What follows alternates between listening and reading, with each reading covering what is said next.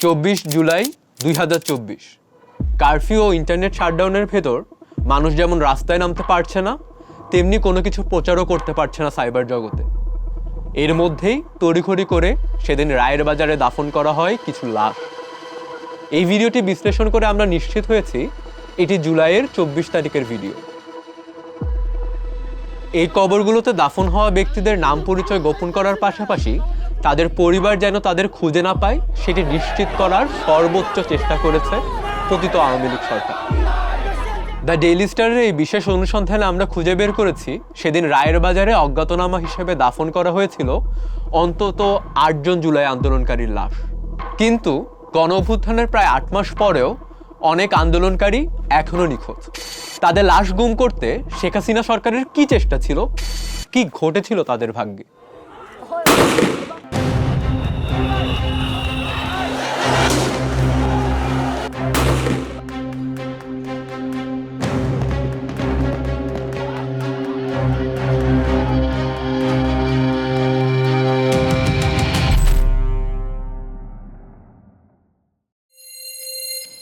জুলাই গণঅভ্যুত্থান নিয়ে জাতিসংঘের মানবাধিকার কমিশনের একটি রিপোর্টে বলা আছে শেখ হাসিনা নিজে আইনশৃঙ্খলা বাহিনীকে আন্দোলনের মূল হোতাদের গ্রেপ্তার করতে আর বিশৃঙ্খলাকারীদের হত্যা করে তাদের লাশ গুম করার নির্দেশ দিয়েছিলেন। অভ্যুত্থান পরবর্তী প্রশাসনের ব্যর্থতায় আন্দোলনের 8 মাস পরেও কতজন আন্দোলনকারী এখনও নিখোঁজ এবং কতজনের লাশ গুম করা হয়েছিল তার প্রকৃত সংখ্যা এখনও আমরা জানি না। আমাদের অনুসন্ধানে আমরা 30 জনের তথ্য সংগ্রহ করেছি যারা জুলাই আগস্ট মাসে নিখোঁজ হয়েছেন। তাদের একজন সোহেল রানা। রংপুরে আবু সাইদ মারা যাওয়ার 2 দিন পর 18 জুলাই বিকেলে যাত্রাবাড়ির এক বাসা থেকে বের হন 28 বছর বয়সী সোহেল রানা। গন্তব্য রাজপথ। কিন্তু মাকে এসবের কিছুই জানাননি তিনি, শুধু বলে যান একটু পরেই ফিরবে। যাত্রাবাড়ির এই রণক্ষেত্র থেকে তার আর বাড়ি ফেরা হয় না। সোহেল রানা নিখোঁজ হওয়ার পরের দিনই উত্তরা থেকে নিখোঁজ হন গাড়ি চালক আসাদুল্লাহ, আবদুল্লাপুর থেকে নিখোঁজ হন কলেজ শিক্ষার্থী ফয়সাল সরকার এবং গোপীবাগ থেকে নিখোঁজ হন চাকরিজীবী রফিকুল ইসলাম। সোহেল, ফয়সাল, আসাদ, রফিকুল তারা কেউই হয়তো একে অপরকে চিনতেন না, তবে মৃত্যু তাদের এক করে দিয়েছে। 24 জুলাই আরো অনেকের সঙ্গে রায়ের বাজার কবরস্থানে তাদের দাফন করা হয় অজ্ঞাতনামা হিসেবে। আঞ্জুমান মুফিদুল ইসলাম, যেটি বাংলাদেশের একমাত্র বেওয়ারিশ লাশ দাফনকারী সংস্থা, জুলাইয়ের শেষ 10 দিনে মোট 45টি লাশ দাফন করে। আমাদের নথি অনুযায়ী যা তাদের মাসিক গড়ের চেয়ে মাত্র 2টি কম। তবে আগস্ট মাসের প্রথম 11 দিনে যখন একের পর এক লাশ পড়ছিল রাস্তায়, তখন কিন্তু আঞ্জুমান কোনো লাশ দাফন করেনি। কিন্তু পরের 20 দিনে 34টি লাশ দাফন করে আঞ্জুমান। রায়ের বাজারের ব্লক 4-এ দাফন হয়েছে জুলাই অভ্যুত্থানের বেশ কিছু শহীদের মরদেহ। কবরস্থানের কর্মীদের মতে এবং আমাদের হাতে আসা নথি অনুযায়ী জুলাই আগস্টে দাফন হওয়া 114টি লাশের মধ্যে 40 জনের মৃত্যুর তারিখ 17 জুলাই থেকে 5 আগস্টের মধ্যে, অর্থাৎ আন্দোলন যখন তুঙ্গে। এই 40 জনের মধ্যে অন্তত 10 জন যে অভ্যুত্থানের শহীদ তা নিশ্চিত করেছে ডেইলি স্টার। তাদের মধ্যে 6 জনের নাম পরিচয় আমরা জানতে পেরেছি। অন্যদিকে ঢাকা মেডিকেল কলেজ হাসপাতালের 2টি মর্গে প্রায় 100টি লাশ রাখার ব্যবস্থা আছে। আন্দোলনে হত্যাযজ্ঞ শুরু হওয়ার আগে 15 জুলাই পর্যন্ত এই 2 মর্গ মিলিয়ে 28টি লাশ ছিল বলে আমাদেরকে জানিয়েছেন মর্গ সহকারী রামচন্দ্র দাস।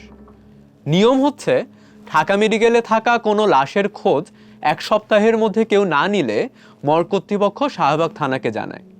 এরপর ময়নাতদন্ত সহ বিভিন্ন আনুষ্ঠানিক প্রক্রিয়া শেষে পুলিশ আঞ্জুমানকে খবর দেয়। পুলিশের উপস্থিতিতে আঞ্জুমান মর্গ থেকে লাশ নিয়ে রায়ের বাজারে দাফন করে। পুরো প্রক্রিয়া শেষ হতে কয়েক সপ্তাহ, এমনকি কয়েক মাসও লেগে যায়।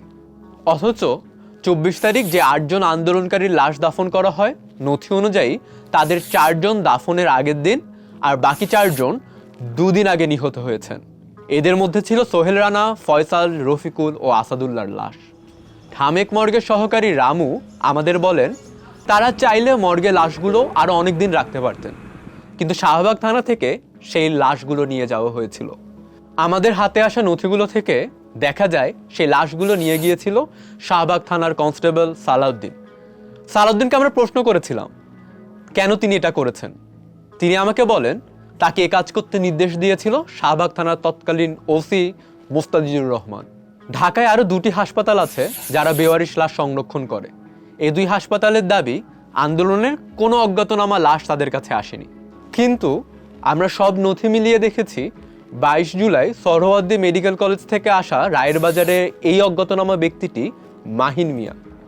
19 জুলাই মোহাম্মদপুর টাউন হলের সামনে আন্দোলনে যোগ দিয়ে নিখোঁজ হন মাহিন।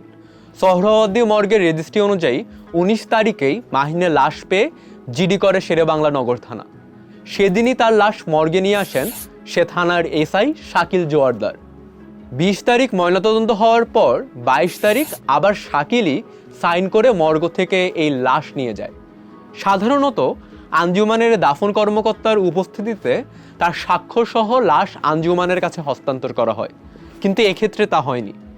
শাকিলের সঙ্গে যোগাযোগ করা হলে তিনি বলেন, লাখ হাতে নিয়ে কি করবো, হসপিটালে ছিল, হসপিটাল থেকে নিলে আন্দোলন নিয়ে যেতে পারে, আমি শুধু সুরদলটা করছি, এ করে আমি জানি না। সোহেল রানা থেকে শুরু করে মাহিন মিয়া এ সবাইকে কিন্তু গুলি করে হত্যা করা হয়েছে। এটা আমরা নিশ্চিত হয়েছি শাহবাগ থানা থেকে পাওয়া নথি এবং ঢাকা মেডিকেল এবং সোহরাওয়ার্দী থেকে পাওয়া নথি অনুযায়ী।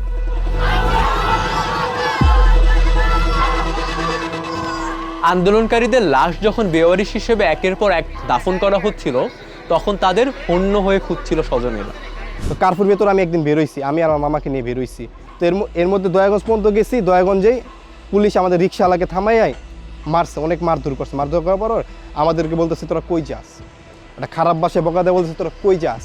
আমি বলছি যে স্যার আমার আম্মু অসুস্থ, আমরা হসপিটালে যেতেছি। তো একটা মিথ্যা কথা বলছি। তো এর মধ্যে মামাকে বাড়ি মারছে। বাড়ি মারার পর আমি বলছি স্যার আর মারেন না। পরে বলতেছে যা কানে ধর, যাবি তো পরে কানে ধর। পরে কানে ধরাইছে আমাদের। ধরার পর আমাকে একটা বাড়ি মারছে। বাড়ি মারার পর বলছে যা সোজা বাসায় যাবি, আরেকদিক যাবি না। পরে রিক্সা নিয়ে আমরা চলে আসা পড়ছি। বিভিন্ন জায়গায় পোস্ট করছি। পোস্ট করার পর আপনার অনেক প্রতারক চক্র আমাদের ফোন দিছে। তো এর মধ্যে 34 দিন 21 আগস্ট সন্ধ্যার সময় একটা ফোন আসছে। আমি আপনার পাশের এলাকা কদমতলী থেকে বলতেছি আমার ভাই নিখোঁজ। আমি আমার ভাইকে খুঁজতে ঢাকা মেডিকেল মর্গে গেছি। 15-16টা ছবি দেখাইছে। এর মধ্যে একটা ছবি আমার ভাইয়ের এই ছবিটা। পরে আমার ভাই ঢাকা মেডিকেল মর্গে যায়, ওই স্টাফের থেকে এই ছবিটা সংগ্রহ করে। অজ্ঞাত কাটায় জিটি নাম্বার 1359।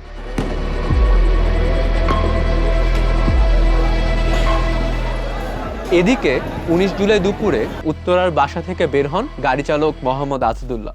ওই দিন বাসায় না ফিরলে পরের দিন তাকে খুঁজতে বের হন তার স্ত্রী। এলাকার এক সিকিউরিটি গার্ড ফোনে রেকর্ড করা একটি ভিডিও দেখান তাকে। উত্তরার 7 নম্বর সেক্টর 2 নম্বর রুট থেকে যে আমরা ফুটেজের ছবিটা পাই, তো ওতে কিন্তু বোঝা যায় না যে উনি মারা গেছে। তো বোঝা গেছে যে উনি গুলিবিদ্ধ হয়েছে, আহত হয়েছে। তো ক্রিসেন্টে যখন এই ছবিটা নিয়ে আমরা যাই 3 দিন পর, তখন ওনারা বলতেছেন হ্যাঁ উনি গুলিবিদ্ধ অবস্থায় আমাদের এখানে একটা লোক নিয়ে আসছিল রিক্সা দিয়ে। তো তখন উনি মারা যায় নাই, উনি জীবিত ছিল, কিন্তু ওনার জ্ঞান ছিল না। ওনার জ্ঞান ফিরানোর চেষ্টা করছে, জ্ঞান ফিরে নাই। 19 জুলাই রাত 9টা বাজে ঢাকা মেডিকেল পাঠিয়ে দিচ্ছে ক্রিসেন্ট হসপিটাল থেকে। তো ওইখানে আমরা পরবর্তীতে যাই, খোঁজাখুঁজি করছি সব জায়গায় ঢাকা মেডিকেল, তো কোথাও কোনো খোঁজ পাই নাই। ফারজানা যখন ঢাকা মেডিকেলের মর্গ, জরুরি বিভাগ ও হাসপাতালের বিভিন্ন ওয়ার্ডে স্বামীর লাশ খুঁজে বেড়াচ্ছেন, আসাদ কিন্তু তখনও জীবিত। ঢাকা মেডিকেলের বার্ন ইউনিটে তিনি চিকিৎসাধীন। সেখানেই 22 তারিখে তিনি মারা যান। তার ঠিক 2 দিন পরই বেওয়ারিশ হিসেবে তাকে দাফন করা হয় রায়ের বাজারে।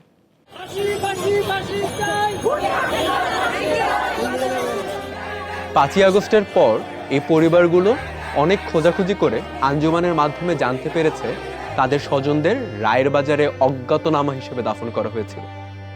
কিন্তু তারা এখনো জানে না রায়ের বাজারের ব্লক 4-এ জুলাই আগস্ট মাসে দাফন করা 114টি লাশের মধ্যে আসলে কোথায় শায়িত তাদের প্রিয়জনেরা।